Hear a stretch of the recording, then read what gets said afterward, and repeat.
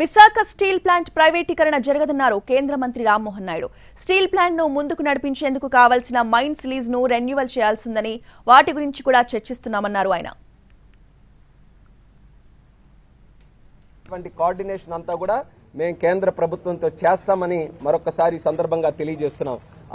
అంతేకాకుండా ఆ steel plant ని కూడా ఈ రోజు మళ్ళీ రివైవ్ చేయడానికి, ముందుకు నడిపించడానికి మన విజయనగరంలో మెగ్నీషియం తాలూకా మైన్స్ ఉన్నాయి గర్భంలో. అలాగే శాండ్ మైన్స్ కూడా అక్కడ ఉన్నాయి. అది స్టేట్ గవర్నమెంట్ కేటాయించాలి, రెన్యువల్ చేయాలి ఆ లీజెస్ కూడా. అవి కూడా మేము ప్రస్తావించాం.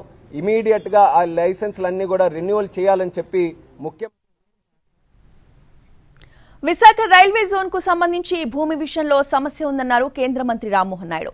ఆ సమస్యను పరిష్కరించేందుకు కృషి చేస్తున్నామన్నారు. నేను చాలా కష్టపడ్డాను రైల్వే జోన్ గురించి. అది కూడా ఈరోజు ఒక ల్యాండ్ తాలూకా సమస్య వల్ల ఆగిపోయింది. దాని మీద కూడా అక్కడ వైజాగ్ లో కలెక్టర్ గారితో, అక్కడ ఉన్నటువంటి డిపార్ట్మెంట్స్ అందరితో మాట్లాడాం. దీని మీద మరి పల్లా శ్రీని గారు, భరత్ గారు, అలాగే అక్కడ ఉన్నటువంటి ప్రజాప్రతినిధులు అందరూ కూడా తరచూ దీని మీద కూడా సంప్రదింపులు జరుపుతున్నారు. రైల్వే జోన్ కి కావాల్సినటువంటి ల్యాండ్ ను కూడా స్పీడప్ చేసి అతి త్వరలో అది కూడా ఆపరేషన్స్ అన్ని కూడా స్టార్ట్ చేసే విధంగా చర్యలు తీసుకుంటామని కూడా ఈ కార్యక్రమంలో